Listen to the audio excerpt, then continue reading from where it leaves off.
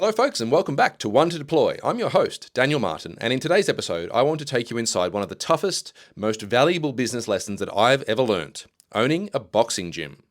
When I first stepped into it, I thought it'd be all about building fighters, growing members, running events, and living that high energy, gloves on kind of world.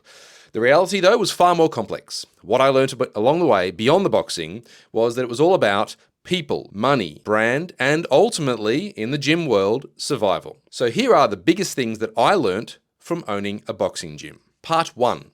People and culture. Number 1. Rules and boundaries are important. Members and staff need clear boundaries. It's not about being strict, but it's making sure that everyone knows what's expected. Sometimes people's values don't line up with yours or the business's, and that's normal. But boundaries keep things running even when those values clash.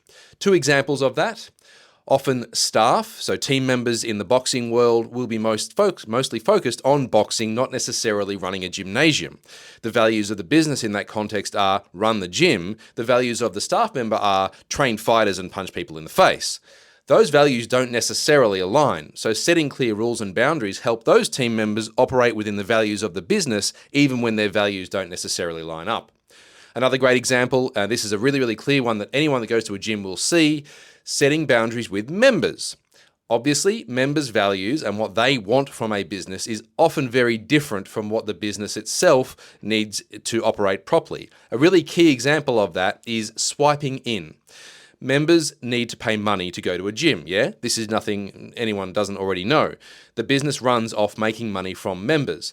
So to know whether a member has a valid membership, ergo they have paid their money, you need that person to swipe in or to check in, whatever that method is in your gymnasium.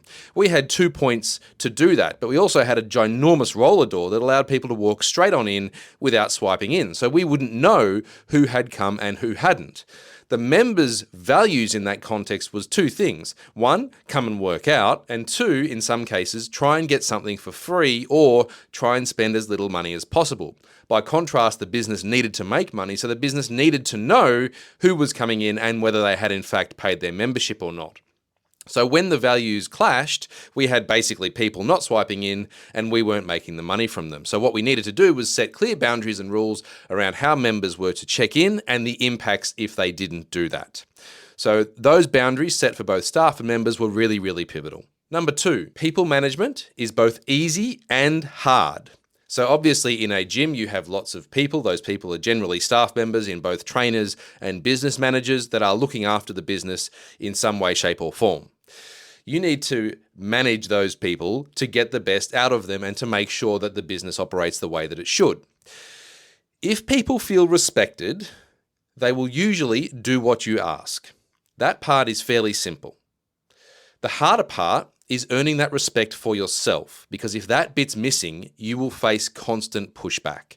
And that was something that I learned. Historically, with years of running a digital agency, the level of respect that you got from team members is almost implicit because everyone's coming to you as a trained professional. Often they've done university degrees. There's a real level of professionalism about how people operate. By contrast, in the gym world, it's totally different. People are taught to, go outside the lines because, hey, in boxing, that's what you're trying to do. You're trying to win, right? So you have to earn that respect, and that is done through things like boundaries, but also making sure that people are heard and making sure that they understand that you are listening, but also you need respect as well. So making that happen can be quite difficult. Once you have that respect earned, you will find that things flow very easily. And in a lot of cases, with the gym and the team members that I had, that was built up over the first couple of months, and then things worked quite well. Number 3, hear everyone, but don't listen to all of them. So everyone has an opinion: members, staff, fighters. If you try to please everyone, you will go nowhere. Listen to people, but make your own decisions and stick to your path.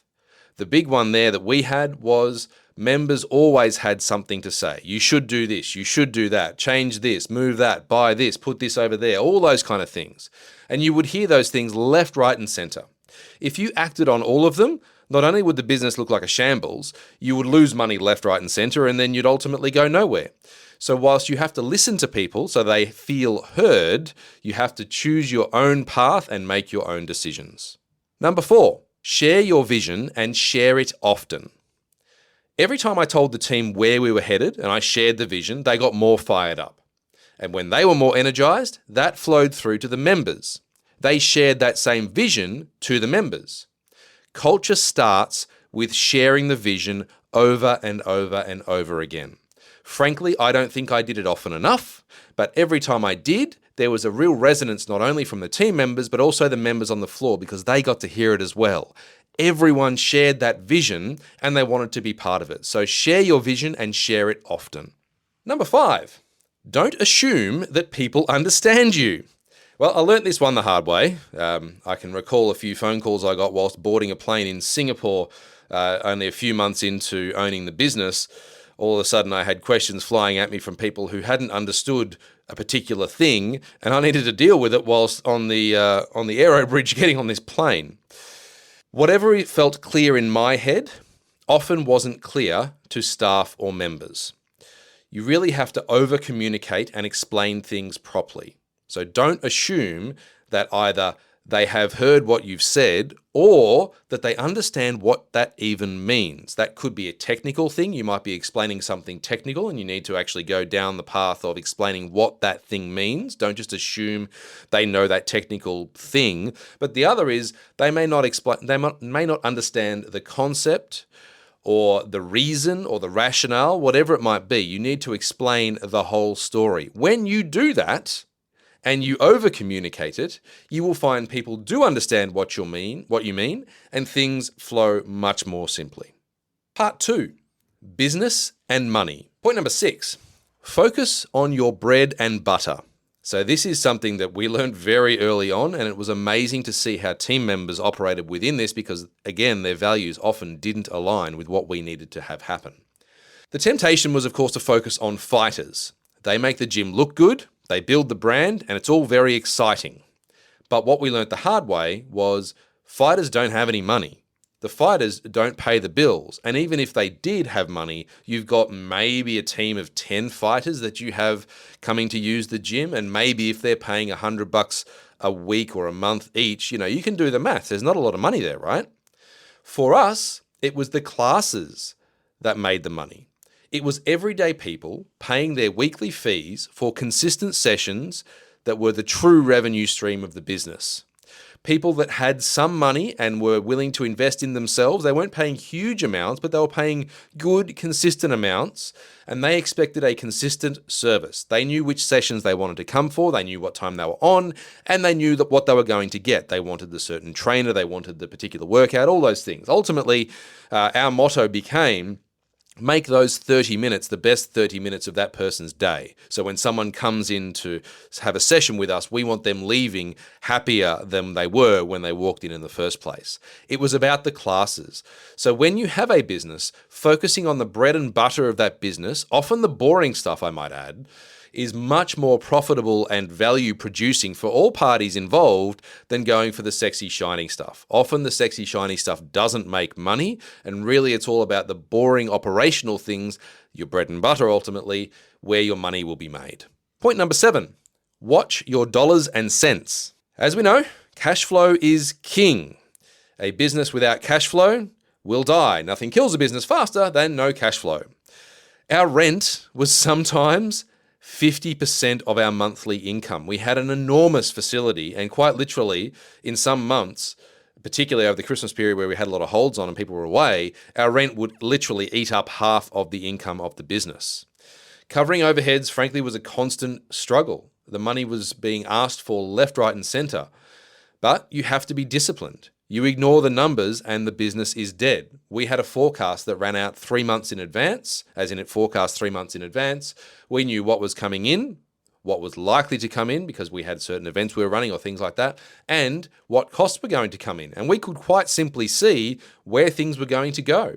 In some circumstances, we actually held team meetings where we shared this with staff and said, this is the reality of what we're at right now. It doesn't mean anyone's losing a job or anything like that, but this is where we're at. We want you to know so that you can sing from the same hymn sheet and help us change things. Very interestingly, when we did that, people responded and there was quite a lot of positive change that came out of it. Number 8, pricing right beats being cheap.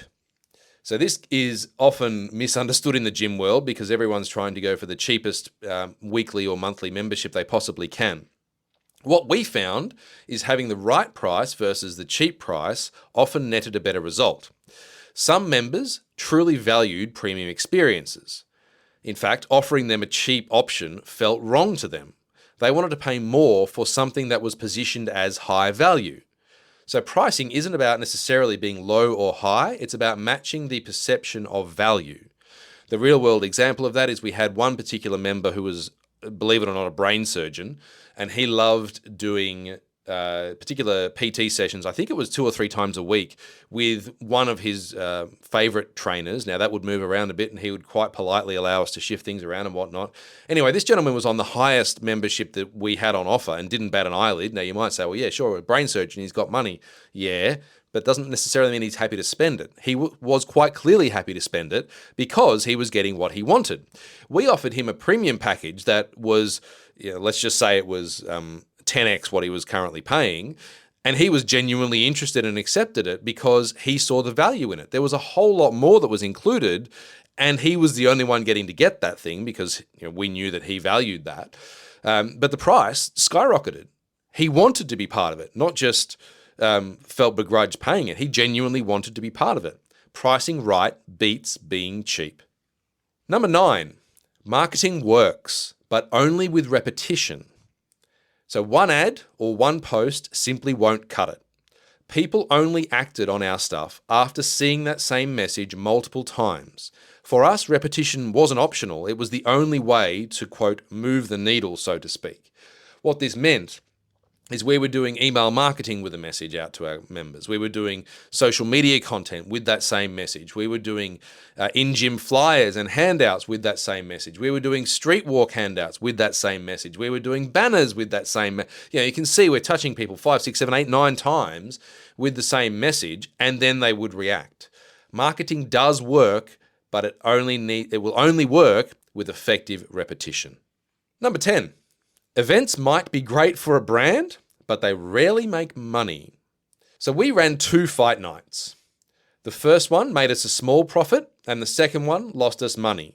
If you take into account the effort required to set up the first one, it still lost us money. There were people involved in that were working for free fundamentally, so any profit that came in should have gone to paying them. The effort required for all of this almost always outweighed the return. Unless you're in the events business, so you make money from running events, events fundamentally end up being a cost, not a profit center. Number 11, Australian employment law is brutal in the fitness industry. So this is something that I learned the hard way very early on, and we certainly didn't undo it, and we couldn't legally undo it either, but it's something to be said for Australian employment law. Probably across a raft of different industries, but in the fitness industry, it's paramount.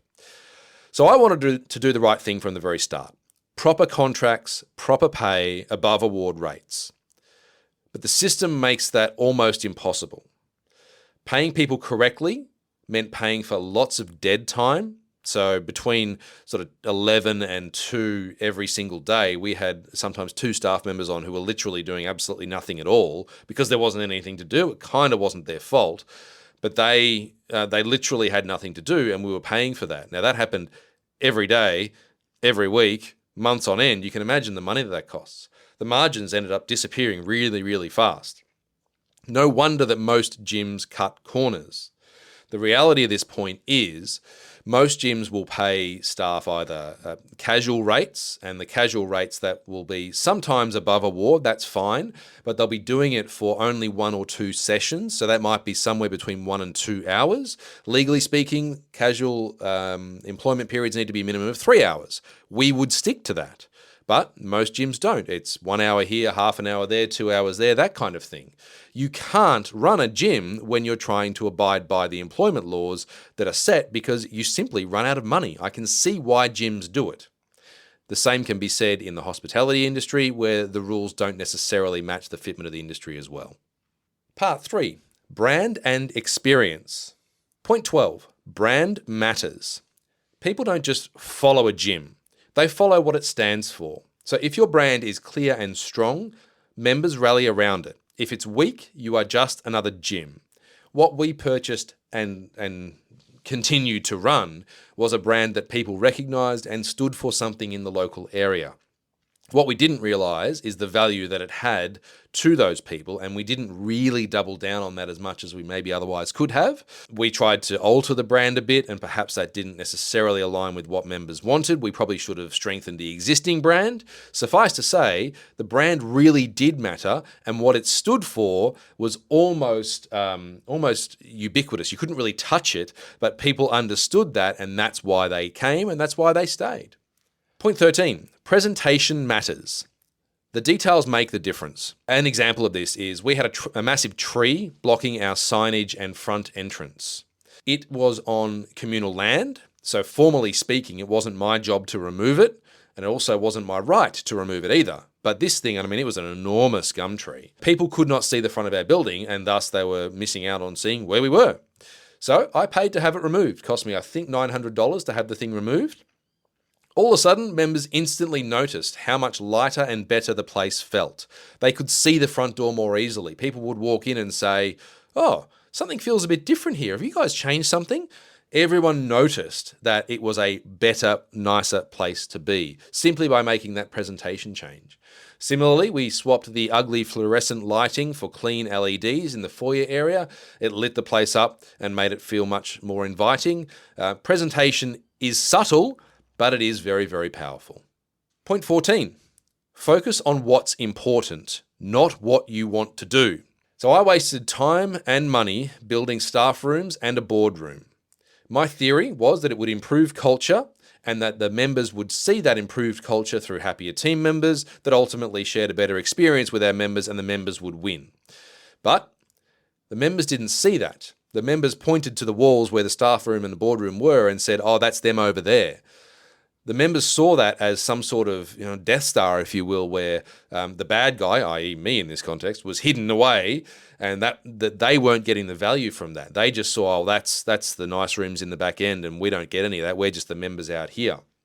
Frankly, that investment would have been much better off going to things that the members directly experienced. Maybe it was new equipment. Maybe it was quite simply cleaning up the equipment that was there. It was bathroom renovations. Who knows? All sorts of different things it could have gone into, and it would have seen a much better return for our members. Point 15, what people value isn't always what you think it is. So this is a really, really interesting one, the example that I have. The business came with 20-minute PT sessions. So as a member that you could book in to get your 20-minute PT, you'd pay the fee, you would get your boxing trainer in the ring with you for 20 minutes, you'd do your training, and then off you go.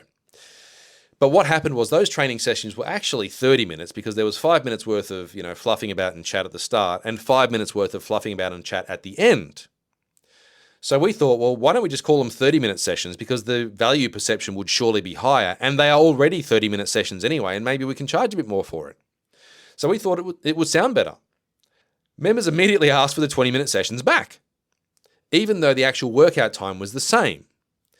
What they were valuing was the 20 minutes worth of exercise, not the way that we packaged it. So they were saying, "I want 20 minutes worth of boxing in the ring with Alex, please," not "I want to pay for a 30-minute session." So when they heard 30 minutes, they heard, "I'm in the ring for 30 minutes. I don't want that. No. Give me the 20 minutes, please. That's all I'm comfortable with." So we renamed it back to 20 minutes and bang, away you go. Everyone was happy again. The value isn't what you think it is. People will value different things, and sometimes it can be really powerful just to ask customers what it is they actually value from you. In closing, these are some of the more powerful lessons that I learned from owning a boxing gym. Some were painful, some were expensive, well, most of them were expensive, but all of them shaped the way I think about business today. If I had to sum it up in one line, one simple one to deploy for you to take away from this podcast, it would be this: respect people, respect the numbers, and never assume you know what your customers value.